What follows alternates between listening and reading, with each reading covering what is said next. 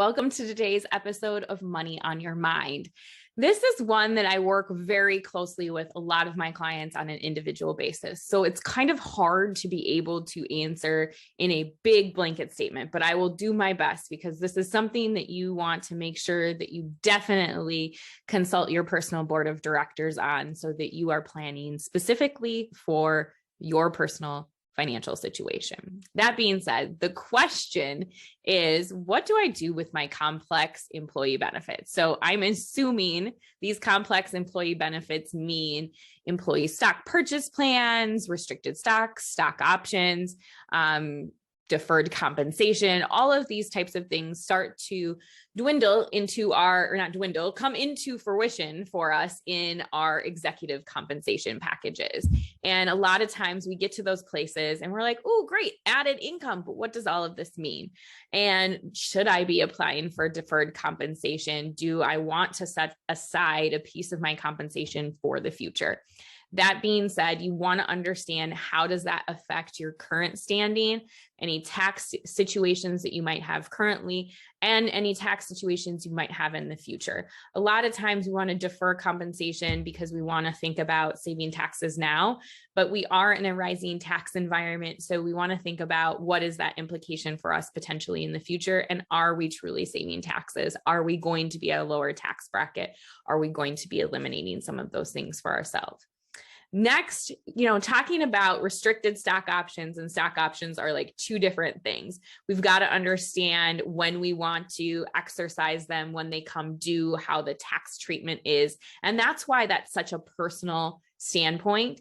But I want to talk a little bit about something that I don't see us discuss in that bucket very often.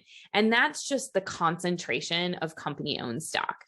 Sometimes our employers are putting matches into our 401ks that are going to be concentrated employee stock. And then you're also receiving restricted stocks, sometimes even stock options on top of those, and other elements of bonuses that might come in the fashion of our employer stock. That might mean that you are highly concentrated in one stock. Of course, we never want to assume that our employer is going to do something like an Enron.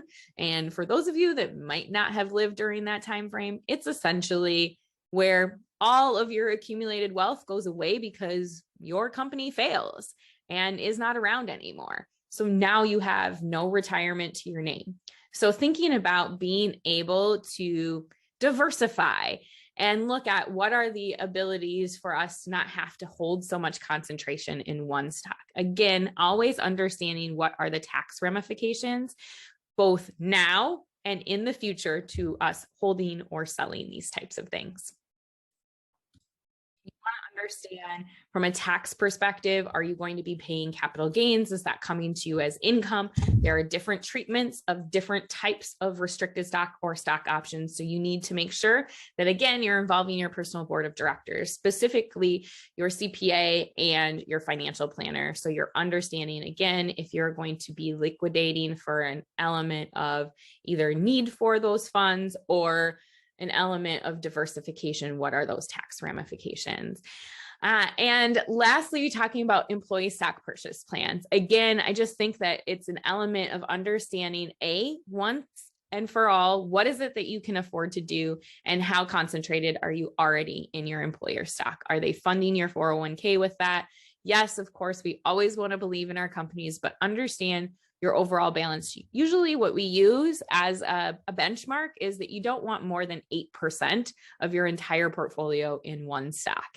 And for those of us that might have large portfolios that are gaining lots of headway from our companies that are doing very well, then my friends, we just need to understand how do we mitigate some of that risk throughout our portfolio. And again, make sure that we are always in line with our portfolio. I want you to think about the tax ramifications with your professional team, because sometimes you can get in a scenario where retirement might be down the road and now all of a sudden you're wanting to liquidate some of these things, but you are in a tax situation that maybe you didn't anticipate being in, or thinking about other ways that you might be able to liquidate those types of securities and use them as benefits for yourself. Maybe there are losses that you can write off against some of those gains too. All the more reason why in these complex situations, you employ your great personal board of directors to give you your personalized advice. Again, if you have a question that you would like us to answer on Money on Your Mind, simply go to forethoughtplanning.com, resources, then Money on Your Mind. As always, you are worthy of wealth.